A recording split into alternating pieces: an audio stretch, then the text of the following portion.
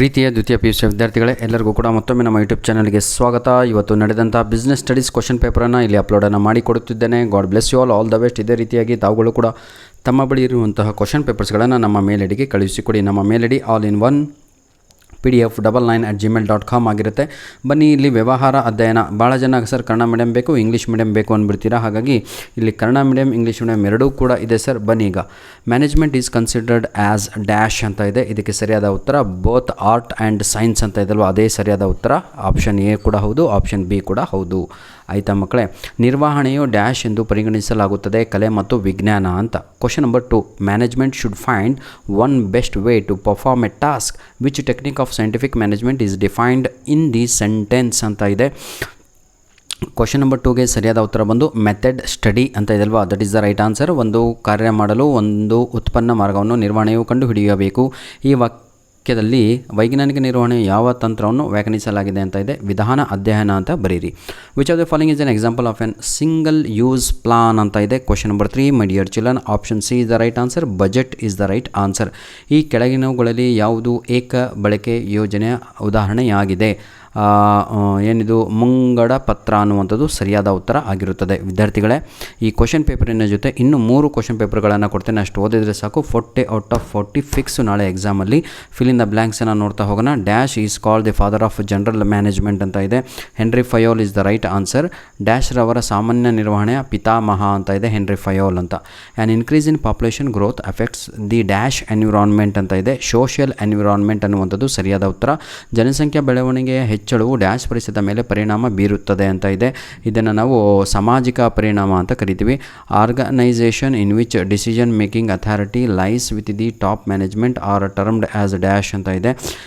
ಇದಕ್ಕೆ ಸರಿಯಾದ ಉತ್ತರ ಬಂದು centralisation is the right answer. ಕನ್ನಡದಲ್ಲಿ ಕೇಂದ್ರೀಕರಣ ಅಂತ ನಾವು ಕರಿತೇವೆ.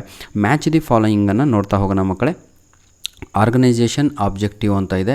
ಇದಕ್ಕೆ ಸರಿಯಾದ ಉತ್ತರ ಬಂದು ಏನಂತೀರ ತಾವುಗಳು, ಸರ್ವೈವಲ್ ಆಫ್ ಬಿಸ್ನೆಸ್ ಅಂತ. ಕನ್ನಡದಲ್ಲಿ ಸಂಘಟನೆಯ ಉದ್ದೇಶಗಳು ಅಂತ ಹೇಳಿದರೆ ವ್ಯವಹಾರದ ಅಸ್ತಿತ್ವ ಅಂತ. ಡಿಮಾನಿಟೈಸೇಷನ್ ಅಂತ ಇದೆ. ಇದನ್ನು ನವೆಂಬರ್ 8, 2016 ಆಗಿದ್ದು. ನೋಟು ಅಮಾನ್ಯೀಕರಣ ಅಂತ. ರೂಲ್ಸ್ ಅಂತ ಇದೆ, ನಿಯಮ ಅಂತ. ಇದನ್ನು ನಾವು ಸ್ಪೆಸಿಫಿಕ್ ಸ್ಟೇಟ್ಮೆಂಟ್ ಅಥವಾ ನಿರ್ದಿಷ್ಟ ಹೇಳಿಕೆ ಅಂತ ಕರಿಬೋದು ನಿಯಮಗಳಿಗೆ. ಬನ್ನಿ ವಿದ್ಯಾರ್ಥಿಗಳೇ, ಈಗ ನಾವು ಏನಂತೀರ ತಾವುಗಳು ಆನ್ಸರ್ ದಿ ಫಾಲೋಯಿಂಗ್ ಕ್ವಶನ್ಸ್ ನೋಡೋಣ. ಒಂದು ಅಂಕದ ಪ್ರಶ್ನೆಗಳು. ವಾಟ್ ಈಸ್ ಎಫಿಷಿಯನ್ಸಿ ಅಂತ ಕೊಟ್ಟಿದ್ದಾರೆ. ದಕ್ಷತೆ ಎಂದರೇನು ಅಂತ ಎಲ್ಲ ಕ್ವಶನ್ ಪೇಪರಲ್ಲೂ ಕೇಳಿರುವಂಥದ್ದು. ಎಫಿಷಿಯನ್ಸಿ ಅಂತ ಹೇಳಿದರೆ doing the work correctly with minimum cost and minimum wastage of resources. ಇದನ್ನು ನಾವು ಎಫಿಷಿಯನ್ಸಿ ಅಂತ ಕರಿತೀವಿ. ಇನ್ನೊಂದು ಪ್ರಶ್ನೆಯನ್ನು ಕೇಳಲಾಗಿದೆ. Team of workers complete a project successfully because of mutual which principle is followed ಅಂತ ಇದೆ. ಯಾವ ಪ್ರಿನ್ಸಿಪಲನ್ನು ಫಾಲೋ ಮಾಡಿದ್ದಾರೆ ಅಂತ. ಟೀಮ್ ಸ್ಪಿರಿಟ್ಟು, ಅದನ್ನು ಟೀಮ್ ಆಫ್ ವರ್ಕರ್ಸ್ ಅದು ನಿಮಗೆ ಗೊತ್ತು, ಸ್ವಲ್ಪ ಬರೀರಪ್ಪ ಆಯಿತಾ, ಬೇಜಾರಾಗಬೇಡಿ. Question number 10, state any one advantage of formal organisation ಅಂತ ಇದೆ. ಹೌದಲ್ವಾ. ಔಪಚಾರಿಕ ಸಂಘಟನೆ ಒಂದು ಏನಿದು ಅನುಕೂಲತೆಯನ್ನು ತಿಳಿಸಿ ಅಂತ. It clearly defines the authority and responsibility of employees ಅಂತ. ಧನ್ಯವಾದಗಳು. 2 ಅಂಕದ ಎಲ್ಲ ಇಂಪಾರ್ಟೆಂಟ್ ಕ್ವಶನ್ಸ್ಗಳನ್ನು ತಾವುಗಳು ಇಲ್ಲಿ ನೋಡ್ಬೋದು. ಆನ್ಸರ್ ಎನಿ 4 ಅಂತ ಇದೆ. ಡಿಫೈನ್ ಕೋಆರ್ಡಿನೇಷನ್ ಅಂತ ಇದೆ.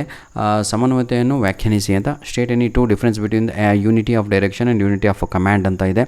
ಏಕರೂಪತೆಯ ನಿರ್ದೇಶನ ಮತ್ತು ಏಕರೂಪ ಆಜ್ಞೆ 2 ವ್ಯತ್ಯಾಸಗಳನ್ನು ಬರೆಯಿರಿ ಅಂತ. Give any 2 example of policy in planning ಅಂತ ಇದೆ. Different types of plans in the following statement ಅಂತ ಕೂಡ ಇದೆ. ವಾಟ್ ಈಸ್ ಅಕೌಂಟಬಿಲಿಟಿ ಕೂಡ ಕೇಳಲಾಗಿದೆ. ಬನ್ನಿ, ಈಗ ನಾವು ಪಾರ್ಟ್ ಸಿ ಕಡೆಗೆ ಹೋಗ್ತಾ ಇದ್ವಿ. ವಿದ್ಯಾರ್ಥಿಗಳೇ, ಬೇಜಾರಾಗಬೇಡಿ, ಏನು ಇಷ್ಟು ಫಾಸ್ಟಾಗಿ ಅಂತ ನೋಡಿ ಸರ್. ಇನ್ನೂ ಸುಮಾರು 10 ಪ್ರಶ್ನೆ ಪತ್ರಿಕೆಗಳನ್ನು ನಾನು ಅಪ್ಲೋಡ್ ಮಾಡಬೇಕಾಗಿದೆ. ರಾತ್ರಿ ಒಳಗಡೆ ಅಪ್ಲೋಡ್ ಮಾಡಬೇಕು, ಯಾಕಂದರೆ ಬೆಳಗ್ಗೆ ಎಕ್ಸಾಮ್ ಮಕ್ಕಳಿಗೆಲ್ಲ. ಪಾರ್ಟ್ ಸಿನಲ್ಲಿ ನಾನು ಬಂದಿದ್ದೇನೆ ವಿದ್ಯಾರ್ಥಿಗಳೇ. ಈಚ್ ಕ್ವಶನ್ ಕ್ಯಾರೀಸ್ 4 ಮಾರ್ಕ್ಸ್, ಪ್ರತಿಯೊಂದಕ್ಕೆ 4 ಅಂಕಗಳು. Briefly explain the principle of scientific management contributed by FW Taylor ಅಂತ ಇದೆ. ಆನ್ಯುವಲ್ ಎಕ್ಸಾಮಿಗೂ ಬರುವಂಥ ಸಾಧ್ಯತೆ ಈ ಒಂದು ಪ್ರಶ್ನೆ ಆಗಿದೆ. Explain briefly any 4 importance of business environment. ಇದು ಕೂಡ ಅಷ್ಟೇ ಬಹಳ ಇಂಪಾರ್ಟೆಂಟ್ ಆಗಿರುವಂಥದ್ದು. ಕ್ವಶನ್ ನಂಬರ್ 19 ಅಂತೂ ಭಾಳ important. Explain briefly any 4 limitations of planning ಅಂತ. ಎಲ್ಲ ಕ್ವಶನ್ ಪೇಪರಲ್ಲಿ ಈ ಒಂದು ಕ್ವಶನ್ಸು ನಾವು ನೋಡಬಹುದಾಗಿದೆ. ಈಗ ನಾವು 8 ಅಂಕದ ಪ್ರಶ್ನೆಗಳನ್ನು ನೋಡ್ಬೋದು. Explain the characteristics of management ಅಂತ ಇದೆ. ಇದು ಬಹಳ ಅಂದರೆ ಬಹಳ ಇಂಪಾರ್ಟೆಂಟು. ಇದ್ರ ಬಗ್ಗೆ ಅಷ್ಟು ನನಗೆ ಗೊತ್ತಿಲ್ಲ. ಯಾವುದು question number 21, what is delegation, explain the importance of delegations ಅಂತ. ಧನ್ಯವಾದಗಳು. God bless you all. Kannada ಮೀಡಿಯಮ್ನವರೇ ಸ್ವಲ್ಪ ಓದ್ಕೊಳ್ಳಿ.